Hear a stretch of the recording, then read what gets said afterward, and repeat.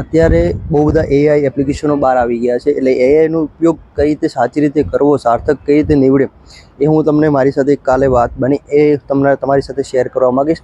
તો દોસ્તો, જે મારું મકાન છે એનો લાઇટ બિલમાં એક સુધારો કરવાનો હતો, એટલે કે લાઇટ બિલના એડ્રેસની અંદર એક સુધારો વધારો કરવાનો હતો.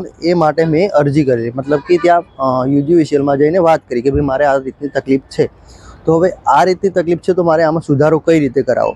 તો એ લોકોએ મને એવી જાણ કરી કે તમે આનું એક મને ફોર્મ સબમિટ કરીને આલો, મતલબ કે એક અરજી કરીને આપો, એ અરજી પ્રમાણે અમે કરી આપીશું. હવે અરજી કેવી રીતે કરવી દોસ્તો, એ મને થોડુંક ઓકવર્ડ લાગતું હતું કે હવે અરજી કેવી રીતે લખવી. તો મેં એઆઈ એટલે કે જેમિનીનો યુઝ કર્યો અને જેમિનીમાં કઈ રીતે મેં અરજી લખાવી એ હું તમને આખું બતાવીશ કે કઈ રીતે મેં અરજી લખાવી.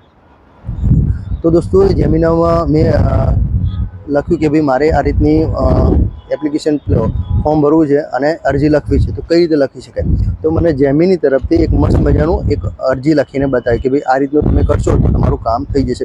એટલે કહેવાનો ભાવાર્થ એવો છે કે તમે કોઈ પણ એઆઈનો ઉપયોગ કરો છો, જો સાચી રીતે ઉપયોગ કરો છો તો તમારું સાર્થક સાચી રીતે નીવડે છે. એટલે ખોટી રીતે તમે ઉપયોગ કરતા તો ખોટું જ બસ થવાનું છે, પણ સાચી રીતે ઉપયોગ કરો, જેને આવડે છે સાચી રીતે ઉપયોગ કરતા, એના માટે સારું જ કામ છે દરેક એઆઈ વસ્તુ.